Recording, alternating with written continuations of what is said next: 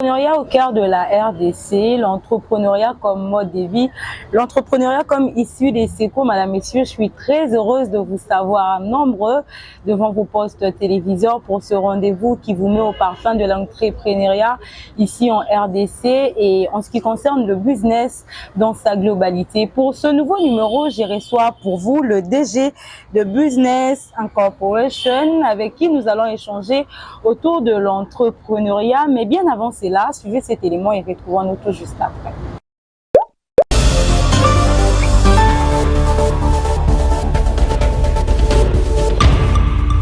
Ces plateaux, Madame, Messieurs, j'ai l'honneur de recevoir pour vous Monsieur Eric Borolé, avec qui nous allons échanger autour de l'entrepreneuriat ici en République démocratique du Congo. Bienvenue, monsieur. Bon, merci, madame. Comment allez-vous? En tout cas, je vais très bien. Dieu fait grâce. Enfin, je vous ai sur mon plateau. Vraiment, un très grand plaisir. Après un siècle. Vraiment, en tout cas, je vous suis de loin et je suis très ému d'être ici. J'apprécie, j'encourage l'initiative. Merci beaucoup et on peut dire que ma patience a payé, j'ai attendu et enfin j'ai les DG avec moi. Vraiment, c'est ça déjà la base sur l'entrepreneuriat, c'est la patience. Exactement. Alors, on va mettre le point sur l'entrepreneuriat. Déjà, d'entrée de jeu, je signale que Monsieur Eric Borolé est directeur général de Business Incorporation, comme je le disais tantôt, une société qui œuvre dans multiples services, entre autres le nettoyage, l'informatique, l'accompagnement dans beaucoup de domaines que vous aurez à découvrir. Donc, restez scotchés, ne changez pas, ne zappez pas, afin d'être parfumé en ce qui concerne l'entrepreneuriat ici en RDC. Alors, je disais tantôt que vous êtes à la tête, vous chapeautez Business Incorporation. D'abord, brièvement, est-ce que vous pouvez nous présenter ces structures? Déjà, ce qu'il faut savoir sur Business Incorporation, c'est une société à responsabilité limitée, c'est-à-dire c'est une SARL. Okay. Et qui a multiples services, entre autres l'accompagnement, les services de nettoyage, les services de placement des données et aussi l'informatique. Voilà, là, ce sont les grands services que nous disposons au sein de Business Incorporation. Alors, c'est un peu beaucoup de choses à la fois, mais en quelques lignes seulement, si vous pouvez nous résumer ou qu'est-ce qui régit au fait le fondement de cette société, si on peut le dire ainsi. En ce qui concerne le fondement de la société, c'est l'entreprise Business Incorporation, comme le dit son slogan, c'est d'abord vous d'abord. Alors, c'est-à-dire que le fondement, c'est servir les clients. C'est ça notre passion. C'est-à-dire que c'est ce que le client veut, c'est là où nous allons. Donc le client au centre de tout. Le client au centre de tout. Alors, vous œuvrez depuis combien d'années déjà? Déjà, si je dois parler de l'entreprise, ça fera déjà bientôt 4 ans. Ok. Oui, bientôt 4 ans que nous existons. Et nous avons, avant, c'était d'abord Bisoft. Bisoft qui était d'abord une société purement informatique, mais qui désignait Business Incorporation Software. Okay. Donc on faisait le business, mais sur l'informatique. Et aujourd'hui, on s'est dit, on va vraiment faire du business. Élargir les champs. Élargir les champs, voilà. Okay. C'est ça même le terme qu'il faut. Et voilà, aujourd'hui, c'est Business Incorporation. Alors, quand 4 ans durant, on va dire, si vous devrez juger le secteur entrepreneurial ici en RDC, sous quel œil vous voyez ou même vous jugez ces secteurs puisque vous y êtes depuis 4 ans? C'est comme un enfant qui naît, qui grandit à 4 ans, on étudie déjà. Oui, en tout cas, vous voulez vraiment que je vous dise la vérité sur ce domaine. Ah oui. L'entrepreneuriat, c'est difficile. Ça oui. Si ce n'est pas une passion pour vous, alors c'est vraiment difficile. L'entrepreneuriat, c'est difficile parce que déjà, c'est un concept qui naît dans ces pays. C'est-à-dire qu'on était focus à étudier pour travailler quelque part. Et non pas étudier pour entreprendre. Et déjà, quand vous faites les deux nuances, vous allez voir que vous quittez tout ce que vous avez appris pour affronter des réalités que vous allez juste vous découvrir lorsque vous marchez. Déjà, on va dire, comment est-ce que ça se passe, puisque notre système éducatif, d'une part, nous impose à étudier et puis travailler pour quelqu'un. Puisque même quand vous allez à l'école, on vous dit, allez à l'école, après, vous aurez un travail. Généralement, même dans nos maisons, c'est ça. Mais comment est-ce que vous vous y prenez avec le fait de quitter ces côtés-là, d'être employé de quelqu'un et devenir employeur? Oui, bon, déjà, concrètement, je ne condamnerai pas le système éducatif. C'est quelque chose auquel on a été tous victimes, même nos parents. Alors, on a trouvé ça comme ça. On a trouvé ça comme ça, voilà. Donc, tout ce qu'on peut faire, c'est apporter quelque chose là-dessus. Donc, déjà, ce que je pourrais dire, c'est que vous pouvez aussi, toutefois, entreprendre, mais en étant employé. Vous pouvez combiner les deux parce que lorsque vous commencez l'entrepreneuriat, la première des choses, vous serez d'abord votre premier employé. Donc, le contexte éducatif demeure toujours. Toutefois, ça demeure. Ouais. Donc, vous aurez toujours, donc vous devez être ponctuel, par exemple, la ponctualité, vous devez avoir l'essence du contrat de travail, respecter vos propres engagements comme si vous étiez un self-employé. La rigueur, tout ça. Donc, je pense que l'entrepreneuriat ne disqualifie pas en fait un système éducatif quelconque, mais plutôt ça s'accorde. Ça s'accorde, voilà. Parce que si vous n'avez pas de discipline comme étant un employeur, comment vous bâtir, comment vous allez gérer des gens? Okay. Alors, madame, messieurs, je rappelle, vous êtes à la maison, vous nous suivez. Je rappelle que je reçois pour vous monsieur Eric Borolé, qui est DG de Business Incorporation, avec qui nous échangeons autour de l'entrepreneuriat ici en République démocratique du Congo. Donc, restez scotchés afin d'être parfumés de l'entrepreneuriat proprement dit. Alors, d'où il faudrait commencer concrètement, puisqu'on va signaler ici que c'est une émission à caractère pédagogique. Donc, il y a un jeune à la maison qui vous suit en ces moments et qui s'est dit, bon, dans peu de temps, je pourrais aussi entreprendre. Mais comment commencer? Il faudrait partir d'un problème, d'un besoin, il faudrait innover. Comment ça se passe exactement? Bon, déjà, pour parler à ces jeunes qui me suivent au niveau de la télé, entreprendre, vous devez d'abord être créatif. Vous devez d'abord accepter de faire des choses par vous-même. Et vous devez faire le choix d'un domaine qui vous passionne aussi. C'est-à-dire que ce n'est pas seulement le fait de résoudre un problème dans la société. Parce que là, vous pouvez vous décourager. Il y a des gens qui se lancent dessus. Mais vous devez, pour la chose dont vous voulez vous lancer sur l'entrepreneuriat, être passionné de cette chose. Puisqu'il y a de ceux-là qui disent pour entreprendre, il faudrait soit partir d'un besoin. J'observe autour de moi quel est le besoin qui est criant, qui est vraiment présent, et sur base de cela, je me lance. Bon, là déjà, ce que je pourrais dire, c'est pas faux. Mais là, vous entrez sur le volet business. Okay. L'entrepreneuriat, c'est d'abord avoir l'idée. Donc, on est d'abord dans la jeunesse. On ne parle pas de... Lorsque vous avez l'idée, c'est comme ça que vous commencez à identifier les besoins. Mais là, on est dans la jeunesse. Donc, le jeune qui me suit doit comprendre que avant même d'attaquer, parce qu'il y a vraiment des besoins, il y a vraiment des problèmes à résoudre. Qui sont vraiment réels. Oui, qui sont vraiment même au point où on ne peut pas s'imaginer en fait. Un peu. Donc, je pourrais parler par exemple de mon expérience. Je ne suis pas entrepreneur d'abord pour résoudre un problème dans la société, mais j'ai été inspiré par le fait que je me disais, je devais lutter pour la famille. J'aime pas être affamé. Voilà. Vous comprenez un peu? Ouais. Je me disais, comment faire pour toujours manger? À ma faim. Oui. Ne pas seulement manger, mais manger à ma faim. Exactement, voire même faire aussi que les autres mangent. Okay. Vous comprenez un peu? Et c'est là où je me suis dit, non, il faut que je crée un système qui me permet de résoudre ce besoin. Et c'est là que ce système va faire naître en moi le sens de l'entrepreneuriat. Et c'est à ces moments-là, je me dis, bon, comme la Bible, celui qui ne travaille pas, ne mange pas.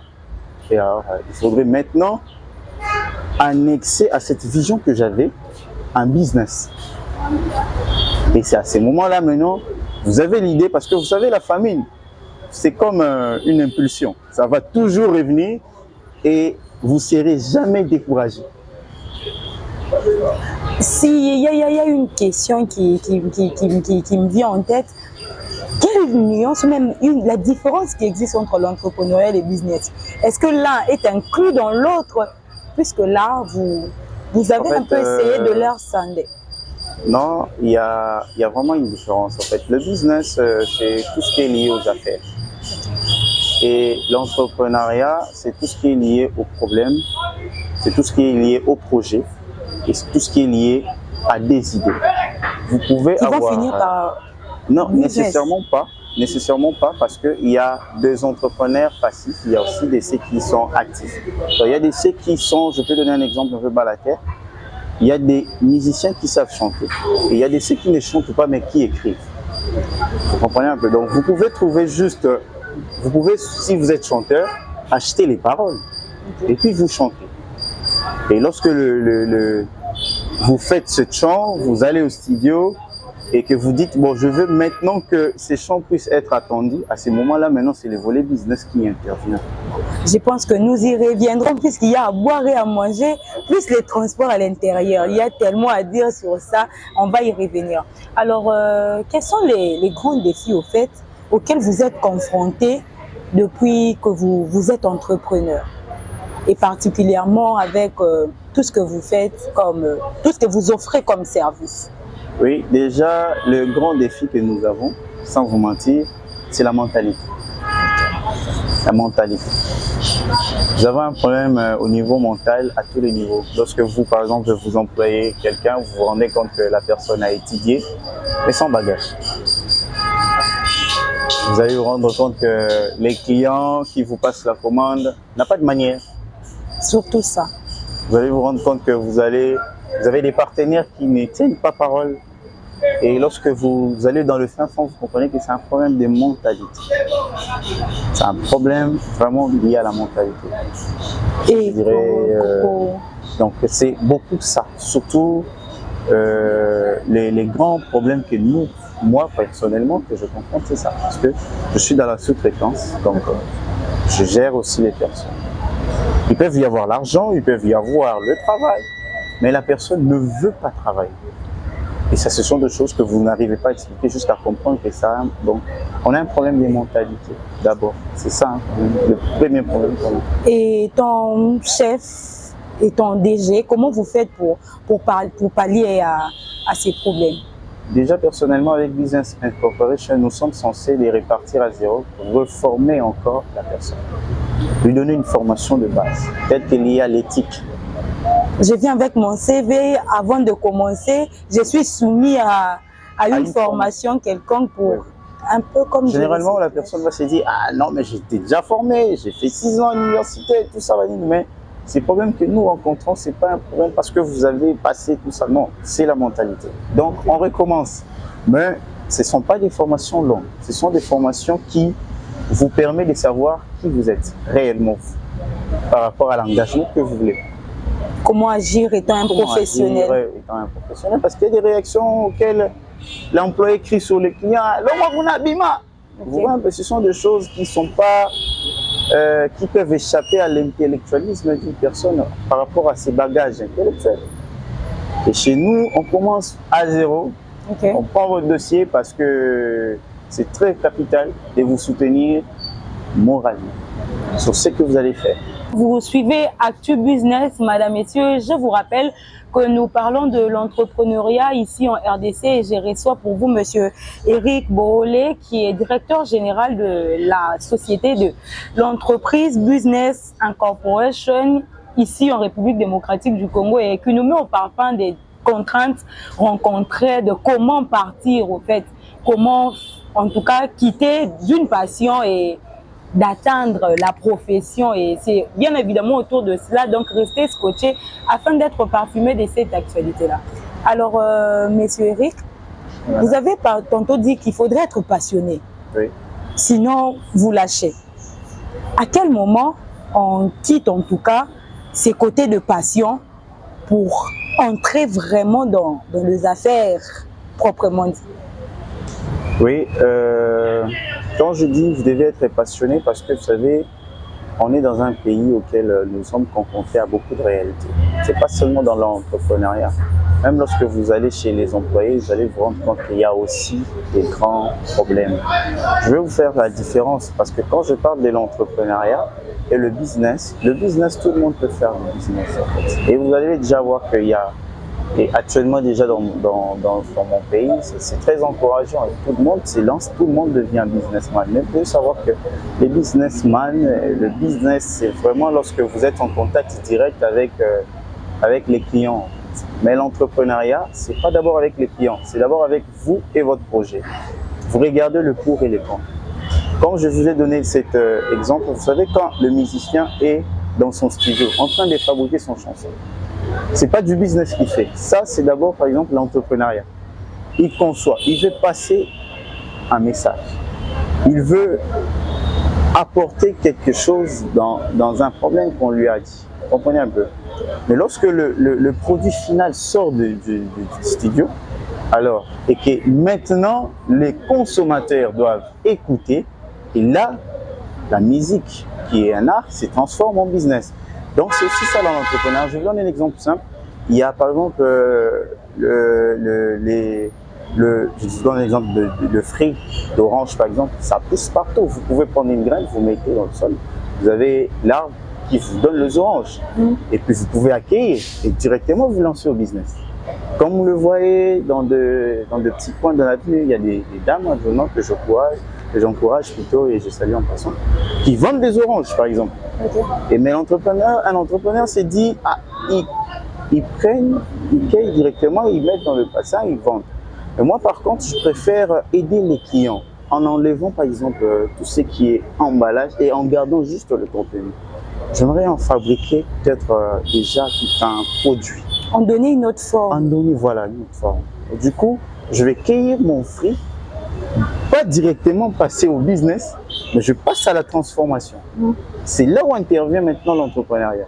Quand vous savez transformer avant de mettre à la disposition… Une valeur ajoutée. Oui, une valeur ajoutée en fait. Quand c'est du source directement vers votre destination, ça ce n'est plus l'entrepreneuriat, ça c'est du business. Okay. Mais lorsque vous transformez, vous dites bon, pour les enfants, je vais mettre peut-être autant de millilitres, pour les adultes, je mets autant de millilitres, je donne la forme, je donne la marque. Okay. Et là maintenant, c'est l'entrepreneuriat. Et lorsque je mets maintenant à la disposition de mes clients ou encore de consommateurs, ça c'est maintenant du business. Alors, en votre qualité de DG, comment est-ce que Business Incorporation s'évertue en tout cas pour rassurer et même pour travailler la qualité de service qu'elle offre? Exactement, c'est une très belle question d'ailleurs qui est très rare de gens nous posent parce que les gens ils pensent que quand on est entrepreneur on est parfait. Non, en fait pour maintenir la qualité avec par exemple nos Business Incorporation, il y a ce qu'on appelle l'administration. Et l'administration, il y a des professionnels qui sont derrière chaque produit que nous voulons mettre sur le marché ou chaque agent que nous voulons déployer. Okay. Et qui font très bien leur travail, tel que je donnerai l'exemple, parce que nous déployons une personne dans le cadre par exemple des placements des femmes des ménages, parce que nous le faisons. Avec les nettoyages? Avec les nettoyages par exemple. Alors nous ne recrutons pas seulement, nous ne formons pas seulement, mais nous avons toute une équipe qui vérifie étape par étape si la qualité de ce que la personne rend comme service répond à l'attente du client. Parce que c'est déjà un grand problème que nous avons même ici au Congo. Nous avons aujourd'hui beaucoup d'entrepreneurs, mais qui se limitent plutôt seulement dans la vente. Et les services après-vente, c'est un problème. Oui. Les services après-vente, c'est un problème. Alors que ça flatte un peu les clients. En tout cas, je vous dis à tous mes clients qui nous regardent, dont je salue en passant, ils peuvent vous contacter pour en témoigner. Il y a vraiment un suivi régulier qui s'est fait parce que la commande chez nous, dans Business Incorporation, ne se limite pas lorsque vous êtes servi. Mais on veut vraiment savoir si vous êtes rassasié parce que je vous avais dit tantôt que j'entreprends pour lutter contre la famine. Et tu vois, je prends la famille comme étant une source qui, même lorsque vous mangez, ça revient toujours. Ça revient Donc, toujours. même quand on vous donne un service, vous en aurez toujours besoin. Vous en aurez toujours besoin. Alors, c'est là où c'est qualifié Business Incorporation. Donc, c'est-à-dire que on vous sert à manger, mais on est là, on attend. Dès que vous terminez, on se dit, bon, on va encore débarrasser la table et peut-être vous servir encore un petit truc pour vous soulager. C'est ça le service après-vente qui est accompagné par l'administration. Ok, alors, si on doit aujourd'hui parler 4 ans durant, si on doit parler de la contribution concrète de Business Incorporation pour le développement durable de la RDC, puisque vous êtes entrepreneur ici en RDC. Oui, qu'est-ce que vous pouvez nous dire par rapport à cela? Déjà par rapport au développement durable, Business Incorporation contribue énormément. D'ailleurs, lorsqu'on vous parlera, on parlera par exemple de l'assainissement qui est un point dans le développement durable. La formation que nous donnons à nos agents, telle que Kobwaka Bouteille Tenanda, l'entreprise, ça entre en eux aussi. Et ce qu'ils font là comme service, ils les font aussi pour eux. Et ce qui soutient aussi en termes du développement d'un pays. Donc c'est difficile de voir un agent qui sort vraiment des Business Incorporation et prendre par exemple la saleté, mettre en dessous de eux. En tout cas, ce sont des cas rares. Et en dehors de ça, nous avons aussi l'autonomisation. Parce que chaque fois quand nous déployons nos agents, c'est de l'emploi que nous créons. C'est l'emploi que nous créons derrière nos commandes. Et cette personne, lorsqu'il commence à travailler, il devient autonome et utile à la société. Et ça, c'est notre apport que nous faisons comme parce que la personne est acquittée de l'étape du chômage pour devenir un employé. Okay. Il a ses revenus, il sait stabiliser son foyer, il sait comment s'organiser. Voilà, il sait contribuer. Et cette contribution que nos employés mettent, c'est Business Incorporation et c'est aussi pour la République. Alors, vous êtes aussi, je le disais tantôt à l'entame de mon intervention, que vous mettez aussi le point sur l'informatique. C'est d'ailleurs avec Soft, un truc que vous avez dit au début, c'est là que vous avez quand même commencé. En termes d'innovation, ce que vous avez déjà fait jusque-là qui est palpable et qui contribue à l'avancement ou même au développement du pays et même de la société, de gens qui sont autour. Lorsque vous parlez de l'innovation sur le business ou sur la partie software? Le tout, puisqu'on parle de Business Incorporation. Bon, déjà, en termes d'innovation, je pourrais aligner beaucoup de choses. Mais je donne des exemples un peu plus phares. Okay. Déjà, en ce qui concerne le placement du personnel, nous avons innové un système de recrutement unique pour valoriser chaque femme de ménage. Qu'on trouve seulement chez Business Incorporation? Seulement chez Business Incorporation, oui. Et là, je vous inviterai à consulter notre site, vous allez voir. Donc, lorsque les clients, grâce avec nos systèmes informatiques, parce que je vous ai dit que le noyau, c'est les softs, c'est-à-dire grâce à nos systèmes informatiques, le client peut personnaliser lui-même l'âge de la personne, le profil que doit avoir la personne et tous les détails précis du profil dont il a besoin. Ça ne se dit pas comme ça chez nous. Des bouches à oreille. Non, des bouches à l'oreille, non. C'est crypté. Consultez vous-même. Oui, c'est crypté. Vous parlez face à une technologie qui, après, conserve vos données de façon privée et qui ramène directement au sein de l'administration. Donc, déjà, nos formules de demande, de commandes, de passation de commandes sont numérisées. Okay. Et c'est 24 heures sur 24. Pour les autorités qui régularisent les secteurs liés à l'entrepreneuriat ou même tout ce qui est lié à l'entrepreneuriat de notre pays, quel serait votre message par rapport à cela? Oui, par rapport à ça, je pense que le message que je vais lancer à des autorités ou encore à des gens qui veulent s'y lancer, c'est que l'entrepreneuriat, c'est un levier incontournable actuellement. Vous savez, tous les pays que nous envions, non, moi je vais aller au Canada, je vais aller ceci, c'est grâce à l'entrepreneuriat que ces pays sont ce qu'ils sont aujourd'hui. Donc, à ceux qui veulent se lancer, je pense que c'est le moment. Hein, c'est le moment. Vous savez, madame, ces pays a tout ce qu'il faut. Ce qu'il en manque dans ces pays, ce sont les entrepreneurs.